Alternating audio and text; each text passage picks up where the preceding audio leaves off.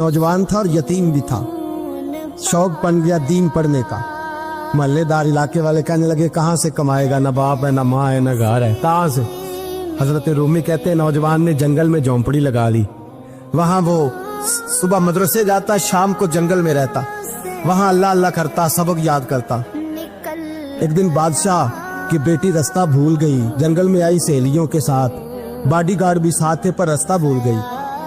खोती खोती शाम हो गई, ऐसी खोई कि जब रात गहरी हो गई तो आके उस नौजवान के पास रुकी और चिल्लाने लगी। शेर के दहाड़ने की आवाज आती है, भेड़िए के बोलने की आवाज आती है। नौजवान अकेला, सहेलियां बिछड़ गई, गार्ड बिछड़ गए। कहने लगी मैं परेशान हूँ, मुझे जगह मिल जाएगी। नौजवान कहता मैंने शहजादी देखी और मुझे भी पता था कि घर एक ही है और रात को अंदर से दरवाजा भी बंद करना पड़ता है, जंगल जानवर भी आ जाते। कहते मेरी छोटी सी कुटिया में, झोंपड़ी में वो आई, रो के कहने लगी सहारा कोई नहीं, अगर मैं पीछे निकलूंगी तो भेड़िए खा जाएगा। कहते मैंने उसे जगह दे दी। अकेली औरत, चिराग जल रहा है, सबक याद कर रहा हूँ। मेरे नबी पाक ने फरमाया जहाँ मर्द औरत अकेले हो तीसरा शैतान होता है। और शहजादी, वो बच्चा कहता है सबक याद करता रहा सारी रात। वो बच्ची को कहा सो जा, पर वो कहती है नींद मुझे भी कहाँ आई।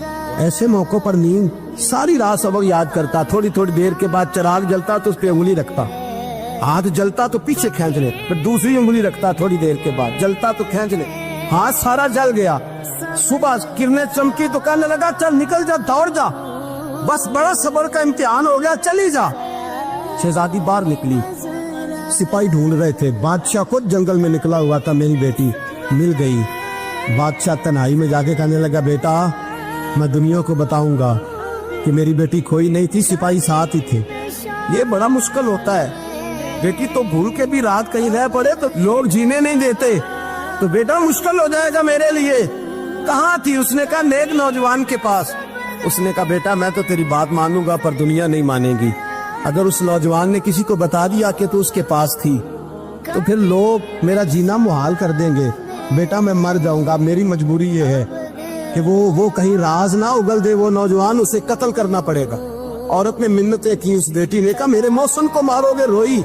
और वो कहने लगा मैं बादशाह हूँ, मेरा अपना वकार है, मैं उसको छोड़ नहीं सकता। गिरफ्तार कर लाए सिपाही। वक्त तय हो गया सजा का।